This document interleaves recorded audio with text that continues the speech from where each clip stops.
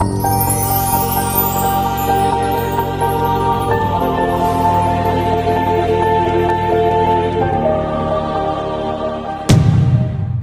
j'ai une bonne nouvelle pour toi. Christ est au milieu de toi et il attend d'être manifesté pleinement. Au début, lorsque je lisais les Écritures, je croyais que Jésus-Christ était pareil que Jésus de Nazareth, mais sous un autre nom, comme Dieu a plusieurs noms. Mais récemment, le Saint-Esprit m'a fait comprendre une autre réalité qui concerne tous ceux qui croient.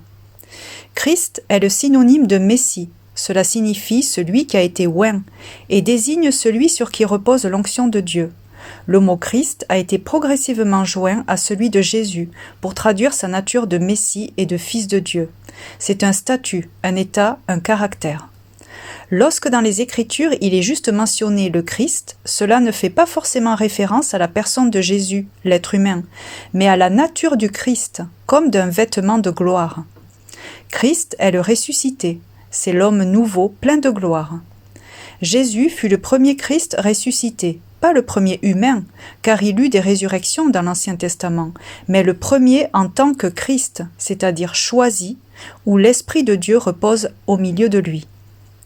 Jésus-Christ est le premier d'une nouvelle patrie, le premier d'une vie nouvelle, tout comme Adam était le premier de notre ancienne nature, le premier d'une vie condamnée sous la malédiction. 1 Corinthiens 15, 20. Parmi les morts, le Christ s'est réveillé le premier, pour que les autres morts se réveillent aussi. Aujourd'hui, nous sommes comme Jésus le Christ. Christ est notre nouveau nom, rattaché à notre prénom, comme par exemple Julie Christ, Nicolas Christ.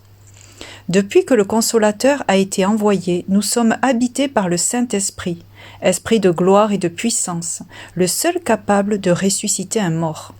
Et ces autres morts qui doivent se réveiller aussi, c'est nous, ceux qui mourront en Christ pour revêtir ensuite sa gloire.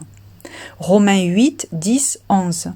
Mais le Christ est en vous, c'est-à-dire que la nature du Christ est en chacun de nous qui l'avons reçu. Bien sûr, votre corps va mourir à cause du péché, et non pas à cause de la vieillesse, mais du péché qui conduit à la mort spirituelle. Mais puisque vous avez été rendus justes, par la foi en ce que le Christ peut se relever de la mort, l'Esprit Saint vous donne la vie nouvelle et éternelle. Dieu a réveillé Jésus de la mort. Si l'Esprit de Dieu habite en vous, ce Dieu qui a réveillé le Christ de la mort donnera la vie par son Esprit à vos corps qui doivent mourir à la volonté de l'âme, de la chair. Et lorsque Paul dit dans Philippiens 3,10 « La seule chose que je veux, c'est connaître le Christ », il ne parle pas de Jésus de Nazareth, l'homme, mais de la nature du Christ en lui qui grandit de gloire en gloire. Quand Paul dit aussi « Christ, ma vie », il exprime que Christ en lui est sa priorité de chaque instant, car Christ lui donne la vraie vie, celle qui est éternelle. C'est la promesse de chaque enfant de Dieu. Ce Christ grandit en nous au fur et à mesure par la transformation qu'opère le Saint-Esprit dans notre sein. Deutéronome 10, 21. Il est ta gloire, il est ton Dieu, c'est lui qui a fait chez toi ces œuvres grandes et redoutables que tes yeux ont vues. Nous reconnaissons et louons ces œuvres de gloire au milieu de nous. Et plus il se développe, plus nous connaissons Dieu, car nous devenons son reflet. Lorsque nous arrivons à maturation, comme la comparaison du figuier, l'Esprit nous rend témoignage que l'heure de notre fin est venue, comme celle de Jésus. Actes 26, 23. Des gens tueront le Christ que Dieu a choisi. Le Christ deviendra alors encore vivant après la mort pour annoncer la lumière du salut. De cette façon, il montrera à chacun que Dieu sauve des Juifs et des étrangers ou des non-Juifs de la mort. C'est cela que les prophètes et Moïse avaient dit. Nous ne pouvons annoncer la bonne nouvelle de ce salut que lorsque nous l'incarnons. Sinon, comment faire croire à ceux qui l'ignorent qu'il est possible de vivre une autre vie dans l'abondance après être mort? Moïse, qui voulait voir la gloire de Dieu, devait mourir avant. Nous devons être cette preuve vivante agréée par Dieu. Ce jour arrive où nous manifesterons Christ, et ce sera le témoignage de notre salut. Notre salut est pour maintenant, il démontre le royaume de Dieu sur terre. Apocalypse 12, 10. Maintenant, le temps du salut est arrivé. Maintenant, notre Dieu a manifesté sa puissance et son règne. Maintenant, l'autorité est entre les mains de son Christ. Aujourd'hui, cela nous concerne individuellement en tant qu'ambassadeurs de Christ.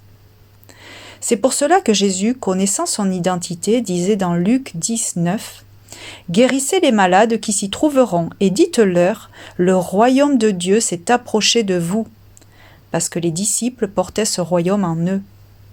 Certains voudront nous faire croire que ce royaume est extérieur à nous. Luc 17, 21. On ne dira pas « Voyez, il est ici » ou « Il est là », car voyez, le royaume de Dieu est au-dedans de vous. Jésus était le royaume des cieux, le règne de Dieu sur terre, car quiconque le voyait, voyait le Père.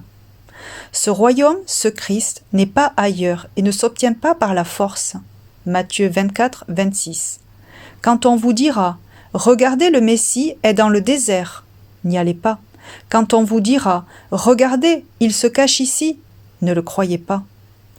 Parce que ni les traversées du désert, ni la quantité de prières, ni le nombre de jeûnes, ni la multitude d'œuvres ne pourront faire paraître Christ.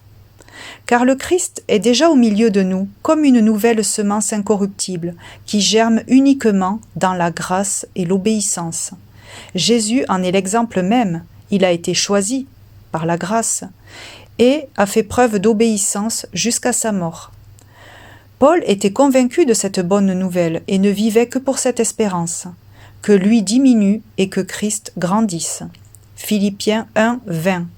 Au contraire, maintenant, comme toujours, avec une pleine assurance, la grandeur du Christ sera manifestée en moi. Et une autre version dit « sera glorifiée dans mon corps », soit par ma vie, soit par ma mort. Cette première résurrection en Christ nous épargnera du jugement de la seconde mort, le lac de feu d'Apocalypse 21, 8.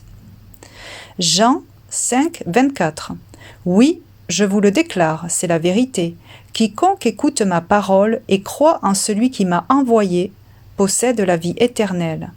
Il échappera au jugement, mais il est passé de la mort à la vie.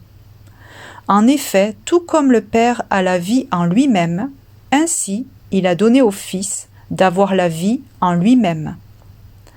Comme le dit Romains 8, 24, nous sommes sauvés en espérance seulement. Et pour voir cette espérance manifestée au milieu de nous, il suffit simplement de croire que Dieu le Père l'a déjà fait pour Jésus, et que comme lui, c'est possible pour nous. Juste croire avec conviction et refuser le mal jusqu'à la réalisation de cette promesse. Alors la vie éternelle de Dieu sera en nous pour toujours, et il n'y aura point de mal en nous. Nous pourrons chaque jour manger du fruit de la vie, car son arbre sera accessible et sa source de vie jaillira dans notre sein. Nous habiterons une demeure paisible dans un pays de paix et de sécurité, car notre obéissance et fermeté a fait fuir l'ennemi à jamais. Crois-tu cela ?